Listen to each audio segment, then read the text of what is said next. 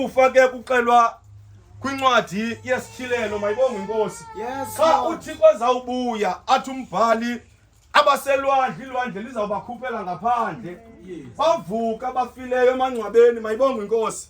Athi umbhali ke ngoku thina ababudlayo boma sizubaphangela aze ke ngoku umuntu avuke lapha ebesebenzela khona. Amen. Haleluya. Namhlanje ke ngoku uKristu uthi ilowo nalowo kuzilixa uba athini agoduke mayibonge inkosi. Ubuya athi uyabona emhlabeni niya kuba nembandezelo enkulu. Amen. Masiqale phana ke kwimbandezelo sibuye siye kukomelela kuba ekugqibeleni though ebaxelela ukuthi bazaba nembandezelo still uyabuya athi yomelelani.